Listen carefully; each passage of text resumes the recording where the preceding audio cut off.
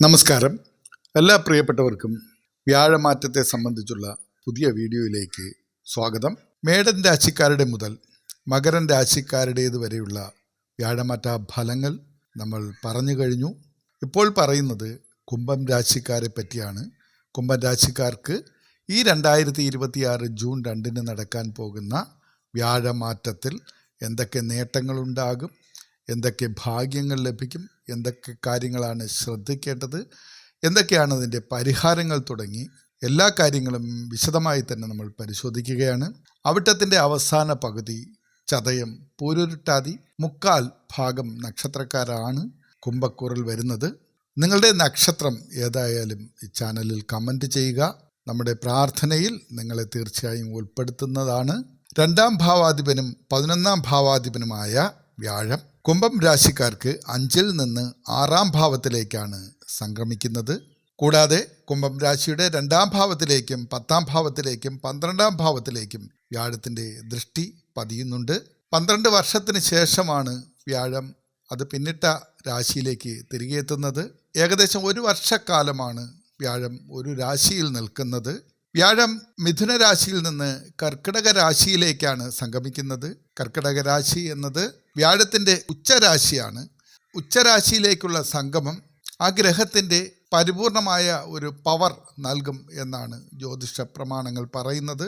സർവേശ്വരകാരകനായ മഹാഗുരുവായ സമ്പത്തിൻ്റെ അധിപനായ വ്യാഴം അതിൻ്റെ സർവ്വ പ്രതാപത്തോടും കൂടിയാണ് കർക്കിടക രാശിയിലേക്ക് എത്തുന്നത്. അതുകൊണ്ട് തന്നെ ഈ വ്യാഴമാറ്റം അതീവ പ്രാധാന്യമുള്ളതായിട്ട് തന്നെ നമുക്ക് കണക്കാക്കാം.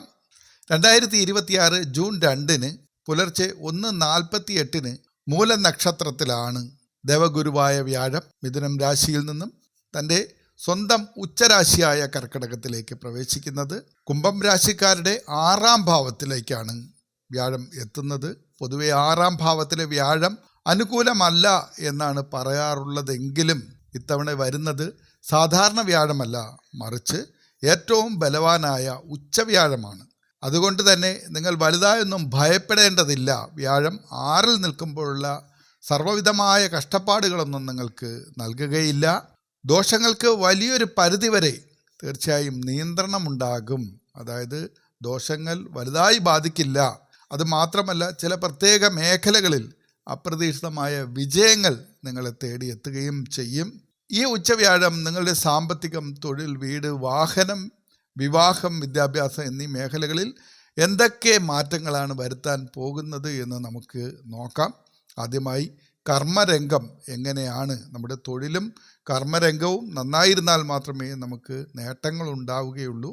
അതുകൊണ്ട് തന്നെ നമുക്ക് ആദ്യം അത് തന്നെ നോക്കാം.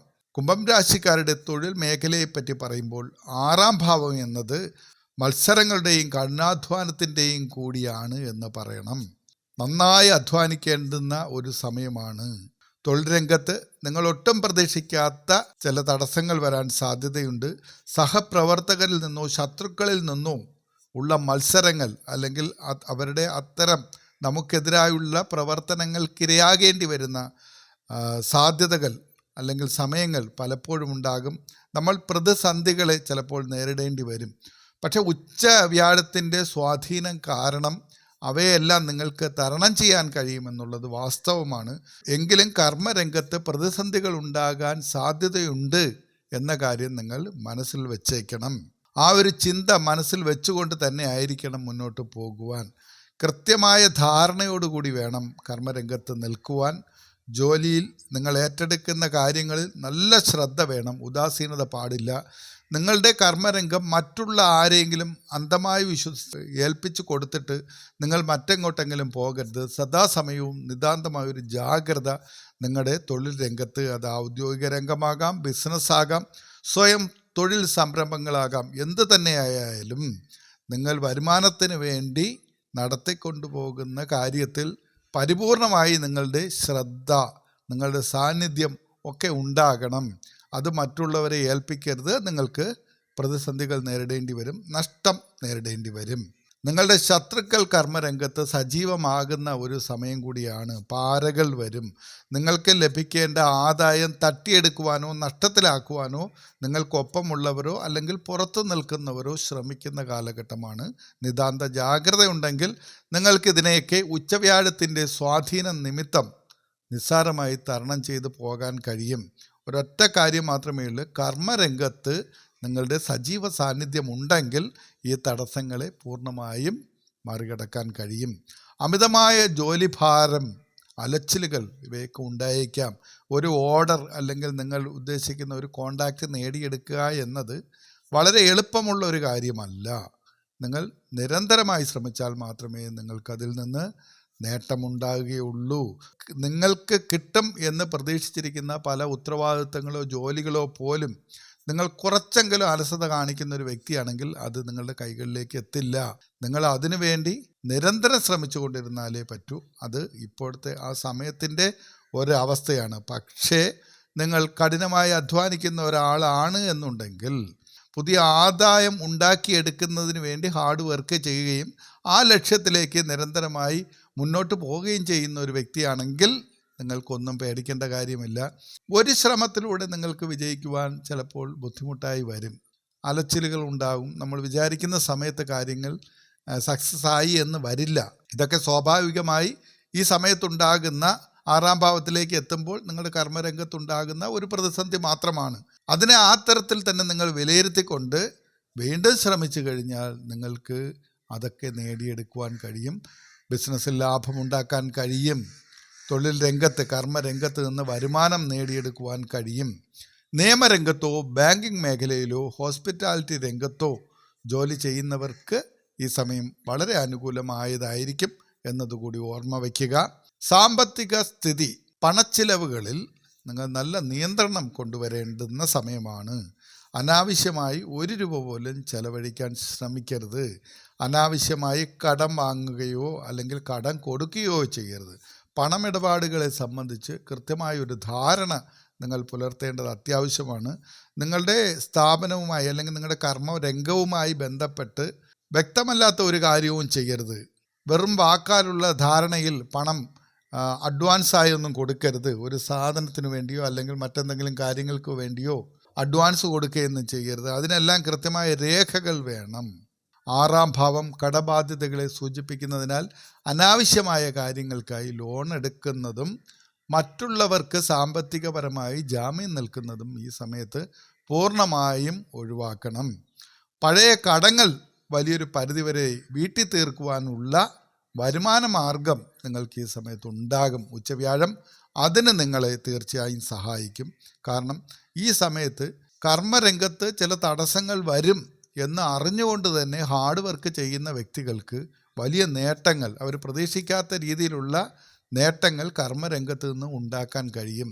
നീക്കിയിരിപ്പുണ്ടാകും, സമ്പാദ്യവും ഉണ്ടാകും.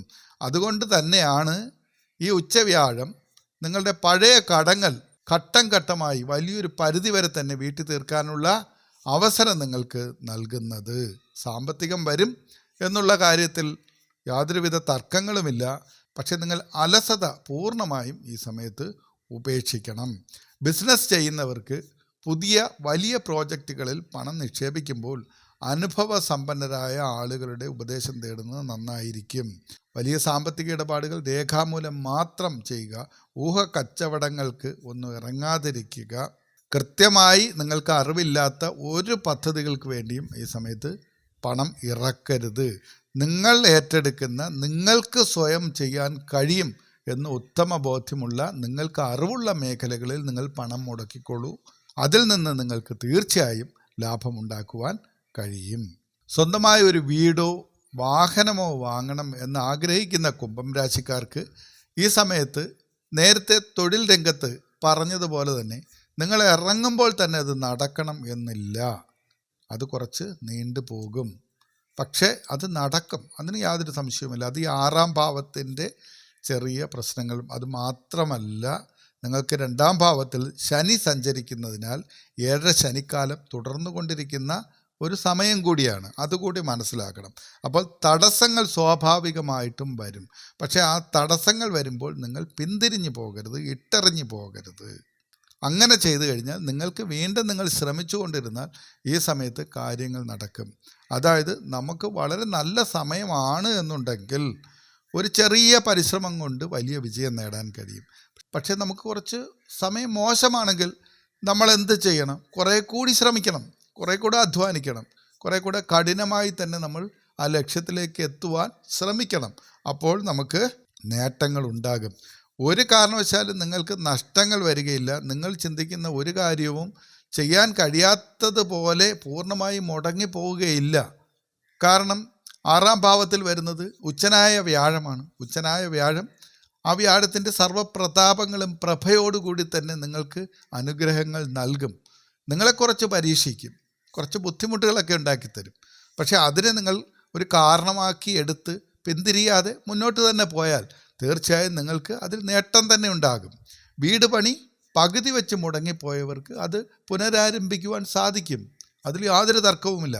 പക്ഷേ നിങ്ങൾ ചെലവുകൾ നിയന്ത്രിച്ച് പോകണം. കാര്യം കുറച്ചുകൂടി നിങ്ങളുടെ കയ്യിൽ നിന്ന് പണം ചെലവായി പോകുവാനുള്ള സാധ്യതയുണ്ട്.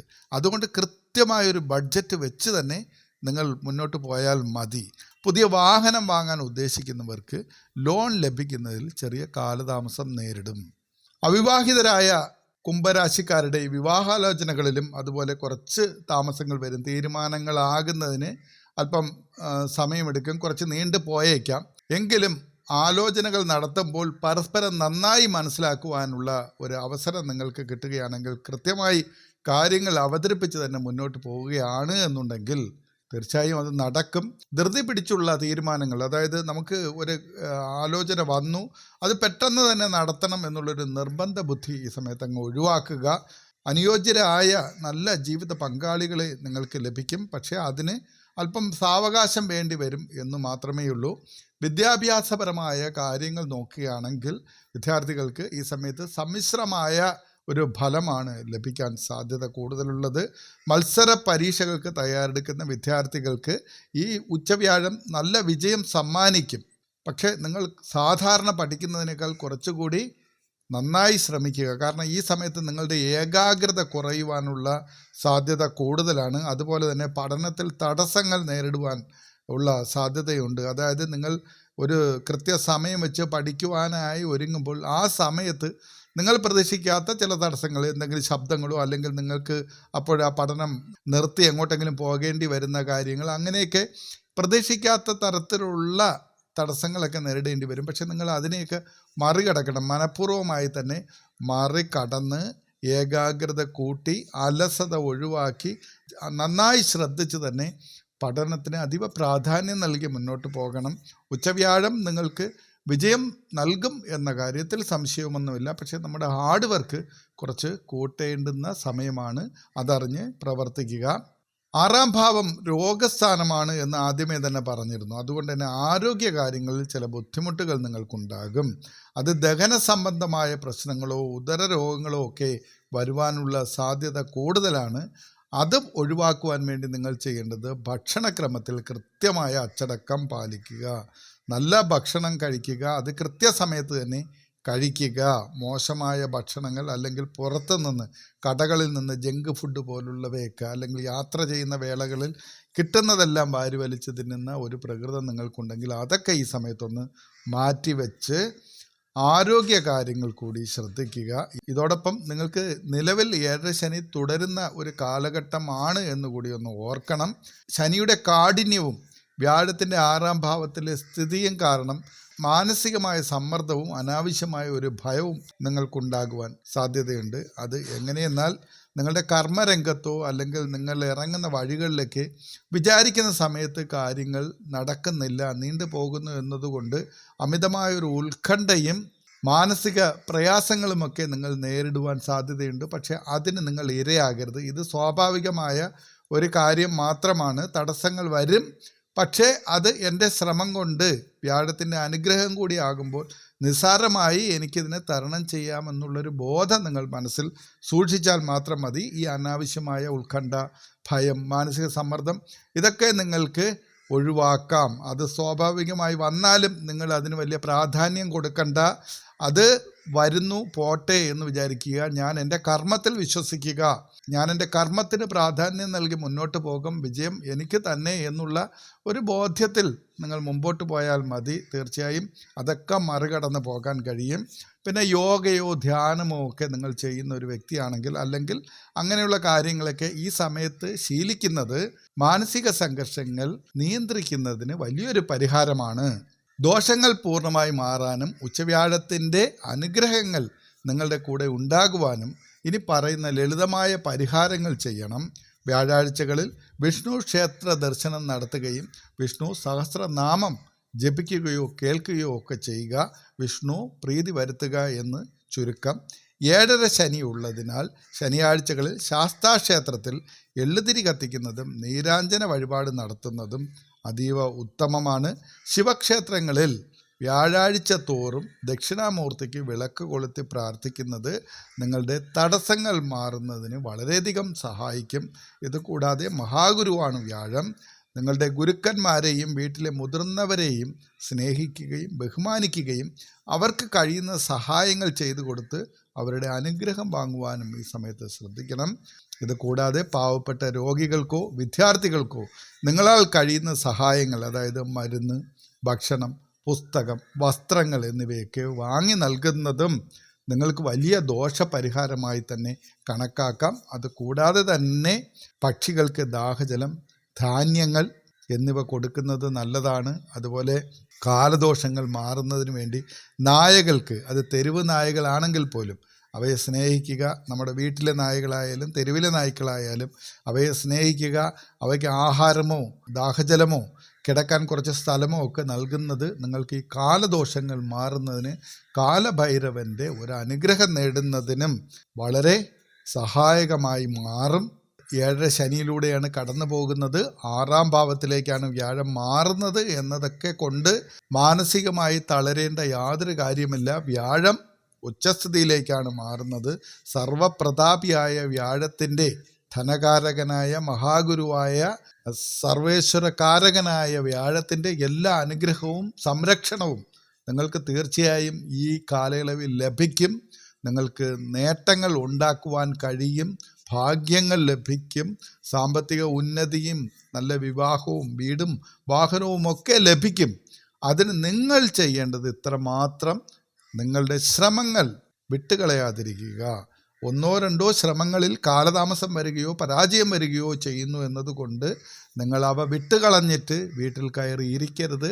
നിങ്ങൾ മുമ്പോട്ട് തന്നെ പോവുക. ഉച്ചവ്യാഴം നിങ്ങൾക്ക് ഇത് നടത്തിത്തരും. നിങ്ങളുടെ ആഗ്രഹങ്ങൾ നടത്തിത്തരും. അതിനുള്ള പവറോടുകൂടിയാണ് വ്യാഴം 6-ാം ഭാവത്തിലേക്ക് വരുന്നതെന്ന കാര്യം മറക്കാതിരിക്കുക. കുംഭൻ രാശിക്കാർക്ക് ഈ വരാൻ പോകുന്ന ഉച്ചവ്യാഴത്തിൻ്റെ കാലഘട്ടം തടസ്സങ്ങളെല്ലാം മാറ്റി ആരോഗ്യവും സർവ്വ വിജയങ്ങളും നൽകട്ടെ എന്ന് പ്രാർത്ഥിക്കുന്നു. നിങ്ങളുടെ ജാതകം കൂടി ഒന്ന് പരിശോധിച്ച് നോക്കുക. ഈ സമയം ശുഭഗ്രഹങ്ങൾ ശുഭസ്ഥാനങ്ങളിലാണ് നിൽക്കുന്നതെങ്കിൽ നിങ്ങൾക്കൊന്നും പേടിക്കാനില്ല. നിങ്ങൾക്ക് വളരെ വലിയ നേട്ടങ്ങളും സൗഭാഗ്യങ്ങളും ഈ സമയത്ത് ലഭിക്കും. അതല്ല, അശുഭകരമായ സ്ഥിതിയിലോ അല്ലെങ്കിൽ അപഹാരങ്ങളിലൂടെയാണ് നിങ്ങൾ കടന്നു പോകുന്നത് എന്നുണ്ടെങ്കിൽ ചില ദോഷങ്ങൾ അനുഭവപ്പെടുവാനുള്ള സാധ്യതകളുണ്ട്. ആ ദോഷങ്ങൾ മാറുന്നതിന് തീർച്ചയായും നേരത്തെ പറഞ്ഞ പരിഹാരങ്ങൾ ചെയ്യുക. ലളിതമായ പരിഹാരങ്ങളാണ്, വലിയ പൈസ ചിലവൊന്നുമില്ല. ഈശ്വരവിശ്വാസത്തോടുകൂടി മുന്നോട്ട് പോകുക. നന്മ നിറഞ്ഞ മനസ്സിനെ കൂടെ കൂട്ടുക. നല്ലത് മാത്രം ചിന്തിക്കുക. നല്ല പ്രവൃത്തികൾ മാത്രം ചെയ്യുക. ഈ പ്രപഞ്ചത്തിന് വേണ്ടി നല്ലൊരു വ്യക്തിയായി ജീവിക്കുവാൻ ശ്രമിക്കുക. നമുക്ക് ചുറ്റുമുള്ളവരെ, സഹജീവികളെ, അത് മനുഷ്യരായാലും മൃഗങ്ങളായാലും അവയ്ക്ക് വേണ്ടിയെല്ലാം നന്മകൾ ചെയ്യുക. പറ്റുന്ന സഹായങ്ങൾ ചെയ്തു കൊടുക്കുക. ഇതൊക്കെ ഈ സമയത്ത് നിങ്ങൾ ചെയ്യണം. നിങ്ങൾക്ക് നന്മ തന്നെ വരും. അതിൽ യാതൊരു സംശയവുമില്ല.